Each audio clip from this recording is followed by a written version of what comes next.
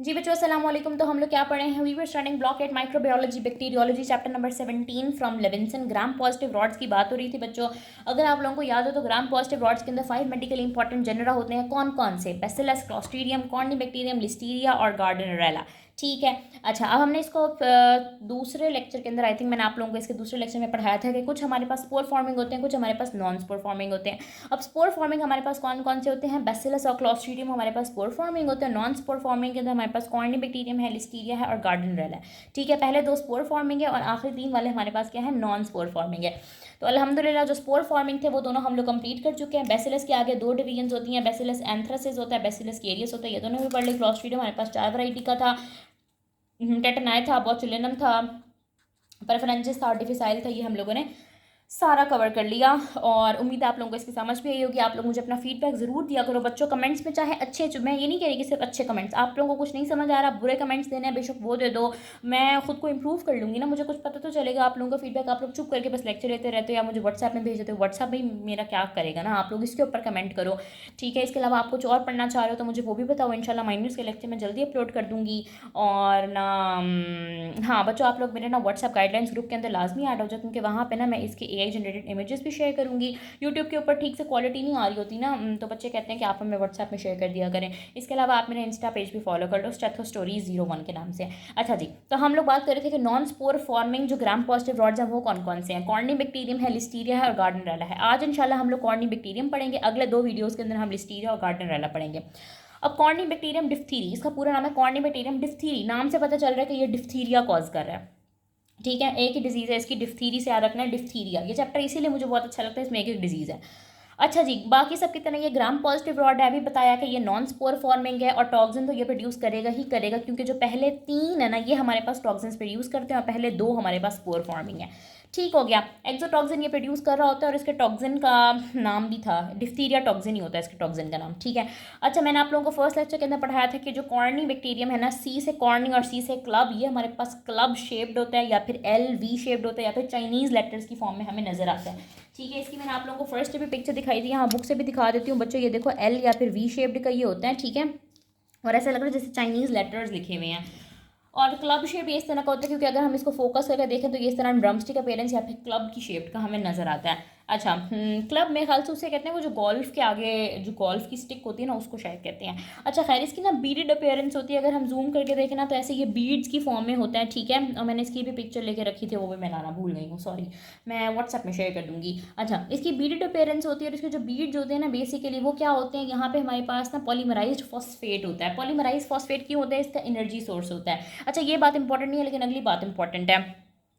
जो बीड्स होते हैं इसके अंदर क्या होते हैं? ग्रेन्यूल्स होते हैं पॉलीमराइज फॉस्फेट के। और ये ग्रेन्यूल्स जब बच्चों हम मिथाइलिन ब्लू स्टेन इसके ऊपर लगाते हैं ना, तो ये ग्रेन्यूल्स जो है ना वो मेटाक्रोमेटिकली स्टेन हो जाते हैं। मतलब समझ नहीं आया ना, मैं भी समझाती हूँ। मैंने आप लोगों को क्या बताया बच्चों कि जो कॉर्निबैक्टीरियम डिफ्थीरी होते हैं ना, इनकी होती है बीडेड अपीयरेंस। ठीक है, इनकी किस तरह की अपेयरेंस होती है? इनकी होती है बीडेड अपेयरेंस। इन बीडेड अपेयरेंस के अंदर क्या होते हैं? ग्रेन्यूल्स होते हैं। अब इन ग्रेन्यूल्स को जब हम स्टेन करते हैं ना, कौन से स्टेन से? मिथाइलिन ब्लू स्टेन से, तो हमें ना ये मेटाक्रोमेटिकली नजर आते हैं। मेटाक्रोमेटिकली नजर आने का ये मतलब है कि पूरा सेल हमें एक ब्लू रंग का नजर आ रहा होता है और ये जो ग्रेन्यूल्स होते हैं बीच में रेड कलर के नजर आ रहे होते हैं। किस तरह से? कि पूरा सेल हमें एक रंग का ब्लू कलर का नजर आएगा और ये ग्रेन्यूल्स अलग से बीच में रेड कलर के नजर आ रहे होंगे। इसको बोलते हैं मेटाक्रोमेटिक स्टेनिंग। ठीक है, अब ये बहुत important exam point of view से है बच्चों, क्योंकि ये आपको जब सिनेरियो देगा वो लंबा चौड़ा, तो उसके अंदर ये बात लिखेगा कि जो ऑर्गेनिज्म था वो ये कॉज कर रहा था, उसके ये क्लिनिकल फाइंडिंग थी, और एंड में लिख देगा कि वो जी जब हमने इसको मिथाइलिन ब्लू स्टेन से स्टेन किया तो rest of the cell was blue and the granules were red. तो आप लोगों ने वहीं से पकड़ जाना है कि ये कॉर्निबैक्टीरियम की बात हो रही है। ठीक है, एक इसकी शेप बहुत इंपॉर्टेंट है, एक इसकी ग्रेन्यूल्स वाली बात बहुत इंपॉर्टेंट है। MCQs है बच्चों, आप लोगों ने भूलने नहीं है। डिजीजेस कौन सी कॉज कर रहा होता है? डिफ्थीरिया कॉज कर रहा होता है। डिफ्थीरिया क्या होता है? खुन्नाक को कहते हैं बच्चों। अगर आप लोगों को याद हो तो FSC के अंदर हम लोगों ने एक सबक पढ़ा था यूज ऑफ फोर्स, उसके अंदर बच्चों का ना खुन्नाक हुआ था। डिफ्थीरिया बेसिकली ना हमारे पास थ्रोट की एक इन्फेक्शन समझ लो, एक इन्फ्लेमेशन समझ लो। वहाँ पे थ्रोट में क्या होती है? एक स्यूडो मेम्ब्रेन बन जाती है। ठीक है, अब वो कह रहे हैं कि डिफ्थीरिया ये भी हो सकता है, क्यूटेनियस डिफ्थीरिया भी एक कंडीशन होती है बच्चों, जिसमें क्या होता है कि स्किन के ऊपर ना अल्सर्स बन जाते हैं, लेकिन हमारा मेजर फोकस थ्रोट वाली कंडीशन पे होगा। अब ये ट्रांसमिट किस तरह से हो रही होती है? क्लोस्ट्रिडियम डिफ्थीरिया के जो नेचुरल होस्ट होता है वो ह्यूमंस ही होते हैं। ये हमारे पास कहाँ पे रिजाइड कर रही होती है? इसके टॉक्सिजेनिक स्ट्रेन हो चाहे वो नॉन टॉक्सिजेनिक स्ट्रेन हो, अपर रेस्पिरेटरी ट्रैक के अंदर रिजाइड कर रही होती है। अपर रेस्पिरेटरी ट्रैक के अंदर ये अपर रेस्पिरेटरी ट्रैक की इन्फेक्शन है तो ऑफ कोर्स ये एयरबॉर्न ड्रॉपलेट्स के थ्रू ही स्प्रेड करती है, ठीक है। ये स्प्रेड कैसे करती है? एयरबॉर्न ड्रॉपलेट्स के थ्रू। रिजाइड ये कहाँ करती है? अपर रेस्पिरेटरी ट्रैक को। अभी मैंने आप लोगों को बताया ये कि ये थ्रोट की इन्फेक्शन है। अच्छा, इसकी पैथोजेनेसिस समझते हैं बच्चों। ये हमारे पास टॉक्सिजेनिक डिजीज़ कॉज कर रही होती है, क्योंकि ये हमारे पास कौन सा टॉक्सिन प्रोड्यूस कर रहा होता है? Diphtheria toxin.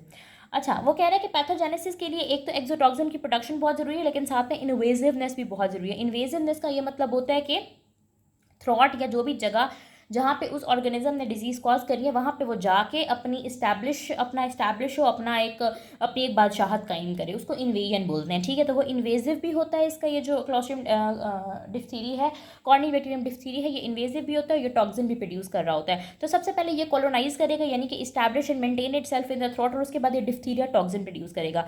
अब डिप्थीरिया टॉक्सिन हमारे पास क्या कर रहा होता है बच्चे? बेसिकली ये प्रोटीन सिंथेसिस का इनहिबिटर होता है, ठीक है। डिप्थीरिया टॉक्सिन हमारे पास क्या होता है? प्रोटीन सिंथेसिस को इनहिबिट कर रहा होता है by the ADP ribosylation of elongation factor 2। इसको बस एज इट इज याद कर लो, inhibits the protein synthesis by ADP ribosylation of elongation factor 2।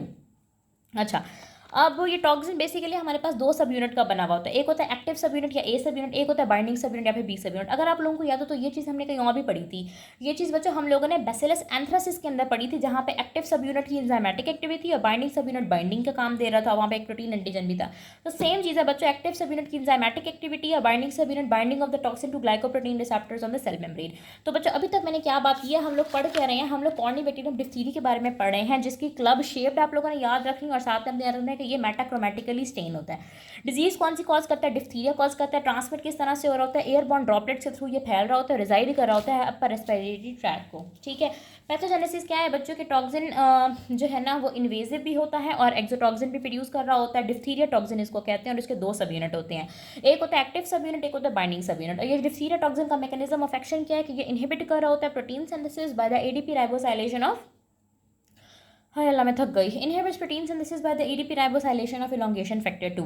अच्छा, जब ये टॉक्सिन हमारे थ्रॉट के अंदर एंटर हो गया, इसने कॉलोनाइज कर लिया, इसने खुद को इस्टेब्लिश कर लिया, मेंटेन कर लिया थ्रॉट के अंदर, और वहाँ पर इसने अपना टॉक्सिन प्रोड्यूस कर दिया, तो आगे से होस्ट का क्या रिस्पॉन्स होगा, ठीक है। तो बच्चों हमारे थ्रॉट के अंदर ना इन्फ्लेमेशन स्टार्ट हो जाएगी। इन्फ्लेमेशन किस तरह से स्टार्ट होगी कि जिसको कहते हैं ना कि हम गले पक गए हैं, ठीक है। उसमें क्या होता है कि एक टफ सी अडहेरेंट सी ग्रे स्यूडो मेम्ब्रेन बन जाती है, यानी कि जब हम जुबान नीचे करके ऐसे ना, आपकी बुक के अंदर ये डायग्राम बनी हुई है जिसमें ये क्या करे कि ये टंग डिप्रेसेस है, टंग को डिप्रेस करके पीछे गले देख रहे हैं, जिसको हम कहते हैं टॉर्च मार के वो देखते हैं डॉक्टर, बच्चे को कहते हैं आ करो आ, तो वो आ करता है, और फिर हम कहते हैं कि ये गले पके हुए हैं, क्योंकि इस पर क्या हुई हुई है? एडहेरेंट ग्रे स्यूडो मेम्ब्रेन बनी हुई है, ठीक है। अब इसके अलावा आपकी बॉडी के अंदर एंटीबॉडीज़ बनना स्टार्ट हो जाएंगी ताकि वो न्यूट्रलाइज कर सके टॉक्सिन को। अच्छा बच्चों, एक टेस्ट का जिक्र इसने यहाँ पे किया हुआ है जिसको हम कहते हैं शिक्स टेस्ट। एक हमारे पास डिक टेस्ट था ना जो हमने स्ट्रेप्टोकोकस पायोजेनिस के अंदर पढ़ा था, अब ये है शिक्स टेस्ट। शिक्स टेस्ट से बेसिकली हम क्या कर रहे होते हैं? हम ना immune status of person check कर रहे होते हैं, ठीक है। इस पे हम करते क्या है कि ये जो हमारे पास टॉक्सिन है ना, डिप्थीरिया टॉक्सिन 0.1 ml इंट्राडर्मल ना हम इंजेक्ट करते हैं डिप्थीरिया टॉक्सिन, और उसके बाद ना हम देखते हैं कि बॉडी का रिस्पांस क्या है। अगर तो वो टॉक्सिन इंजेक्ट करने के बाद इन्फ्लेमेशन हो गई है स्किन के ऊपर, इसका मतलब है कि पेशेंट के अंदर कोई इम्यूनिटी नहीं है, क्योंकि वो तो रेजिस्ट ही नहीं कर पा रहा ना। अगर वहाँ इन्फ्लेमेशन ना होती, इसका मतलब होता कि बॉडी के अंदर इम्यूनिटी है। अब बॉडी के अंदर इम्यूनिटी नहीं है, एंटी टॉक्सिन्स नहीं है, इसका मतलब है कि इन्फ्लेमेशन वहाँ पर आ रही है, इसका मतलब है कि बॉडी के अंदर इम्यूनिटी है। इतना इंपॉर्टेंट नहीं है, बस नाम याद कर लो कि शिक्स टेस्ट हम कहाँ कर लेते हैं, क्या पता कोई पूछ ही ले। शिक्स टेस्ट हम लोग कब कर रहे होते हैं? डिप्थीरिया के केस के अंदर, ठीक है। डिप्थीरिया भी हुआ नहीं है बंदे को, वैसे हम immune status of the person check कर रहे होते हैं। अच्छा, उसके बाद हम बात करते हैं कि क्लिनिकल फाइंडिंग क्या होगी। जैसे मैंने आपको पहले ही बताया कि थ्रॉट के ऊपर स्यूडो मेम्ब्रेन बनी हुई होगी। स्यूडो मेम्ब्रेन अभी हमने पिछले टॉपिक में पढ़ा है। किस टॉपिक में पढ़ा है बच्चों? ये आप लोगों ने मुझे कमेंट्स में बताना है कि स्यूडो मेम्ब्रेन हमने कहाँ पे पढ़ा है। तो टॉन्सिल्स और थ्रॉट के ऊपर क्या होती है? Thick grey adherent pseudo membrane बन जाती है। साथ में बुखार तो ऑफकोर्स होगा ही होगा, सॉर थ्रॉट, गला खराब होगा, और cervical adenopathy, cervical lymph nodes भी स्वेल होंगे। इसकी कॉम्प्लिकेशंस क्या होती हैं बच्चों के? अगर ये जो स्यूडो मेम्ब्रेन है ये आपके लैरिंग्स और ट्रेकिया को इन्वॉल्व कर ले तो एयरवे ऑब्स्ट्रक्शन हो सकती है, सांस रुक सकता है, मायोकार्डाइटिस या हार्ट को इन्फेक्ट कर सकती है, रिदमियास कॉज करा सकती है। इसके अलावा न्यूराइटिस, क्योंकि उस जगह पे हमारे पास नर्व्स भी पड़ी हुई होती हैं गले के अंदर, तो ये न्यूराइटिस भी कॉज कर सकता है। सॉफ्ट पैलेट की पैरालिसिस भी कर सकता है, पेरिफेरल न्यूराइटिस भी ये कॉज कर सकता है। कॉम्प्लिकेशन के बस नाम याद कर लो, इनफ है। अब लैब में हम इसको कैसे डायग्नोस करेंगे बच्चों? इसकी लैब डायग्नोसिस बहुत ज़्यादा इंपॉर्टेंट है, ठीक है। Lab diagnosis is very important, ठीक है। इसका स्पेसिमन हम कहाँ से लेंगे? ऑफ कोर्स थ्रॉट की इन्फेक्शन है तो हम थ्रॉट स्वैब लेंगे, ठीक है। और हम लोग इसको ना कल्चर कर रहे होते हैं। वैसे तो हम इसको ग्राम स्टेनिंग से भी देख रहे होते हैं, मैं वो भी आपको बता देती हूँ कि जब हम ग्राम स्टेनिंग से इसको देते हैं, इसके बेसिकली 2 स्टेन्स होते हैं। एक ग्राम स्टेन होता है, एक मिथाइलिन ब्लू स्टेन। बच्चों मिथाइलिन ब्लू स्टेन बहुत इंपॉर्टेंट है, एग्जाम पॉइंट ऑफ व्यू से आपने इसको मस्ट याद रखना है कि मिथाइलिन ब्लू स्टेन में हमें क्या नजर आते हैं? वो मेटाक्रोमैटिक ग्रेन्यूल्स नजर आते हैं। और ग्राम स्टेन जब हम करते हैं तो हमें भी ग्राम positive rods, club shaped, L या फिर वी शेप्ड के रॉड्स नजर आ रहे होते हैं। किस तरह के नजर आ रहे होते हैं? इस तरह के नजर आ रहे होते हैं, ठीक है। अच्छा, और मैंने क्या बात बताई है कि हम लोग इसको कल्चर करते हैं। कल्चर कहाँ कहाँ पर करते हैं? हम इसको कल्चर करते हैं लॉफलर्स मीडियम के ऊपर और टेलुराइड प्लेट के ऊपर, वैसे ब्लड अगार पे भी करते हैं। ये आपने ज़रूर याद रखना है बच्चों, एक मिथाइलिन ब्लू स्टेन इसका याद रखना है, एक आपने लॉफलर्स मीडियम और टेलुराइड प्लेट याद रखनी है, ठीक है।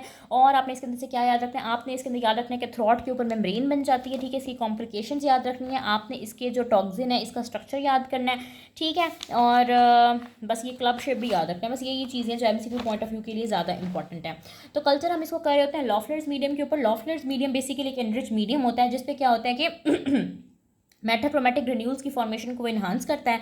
और जब वहाँ पे ग्रोथ हो जाती है तो हम मिथाइलिन ब्लू स्टेन से स्मीयर बनाकर देखते हैं तो आपको वहाँ पे ग्रेन्यूल्स मिल जाते हैं। और जो टेलुराइड प्लेट होती है बेसिकली एक प्लेट होती है जिसके ऊपर पोटाशियम टेलुराइड लगा हुआ होता है। अब वो पोटाशियम टेलुराइड लगा हुआ होता है तो जब उसके ऊपर क्लोस्ट्रीडियम डिफिसाइल जो पोटाशियम टेलुराइड, फॉर एग्जांपल ये प्लेट है, यहाँ पे पोटाशियम टेलुराइड लगा हुआ है, फिर मैं क्या करती हूँ यहाँ से कॉटन बड से उठा के या थ्रॉट स्वैब वगैरह इसके ऊपर रख देती हूँ।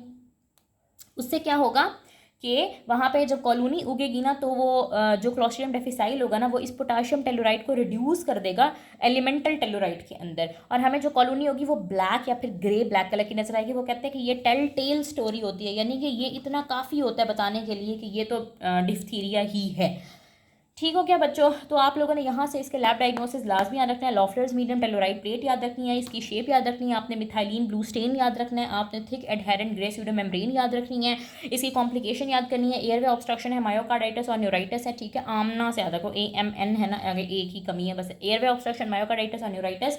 अच्छा, बहुत सारे बच्चे मुझे कह रहे थे कि आप एमसीक्यूज़ के हवाले से गाइड करें, एमसीक्यूज़ नहीं हो रहे, फार्मा के एमसीक्यूज़ नहीं हो रहे, तो बच्चों उसी के लिए मैंने सेशन रखा हुआ है और आप लोग जो है ना वो सेशन ज्वाइन कर सकते हो। 15 डेज़ का सेशन है, 1000 रुपीज़ में, कुछ भी नहीं, इसमें फार्मा भी पढ़ लेंगे, माइक्रो भी पढ़ लेंगे, न्यू प्लेजर भी पढ़ लेंगे, टेस्ट भी ले लेंगे, सब कुछ हो जाएगा। तो मैं तो इनकरेज करूँगी कि आप लोग लाजमी लो। 0333164155 इज़ माई कॉन्टैक्ट नंबर। अगर ये आपका सेशन मिस हो भी गया तो आप लोग अगले सेशंस के लिए जो है ना वो मुझे रब्ता कर सकते हो। इंशाल्लाह अब ये सेशंस होते रहेंगे। अपना बहुत सारा ख्याल रखना है और आप लोगों ने मेरे चैनल को सपोर्ट करना है, ठीक है।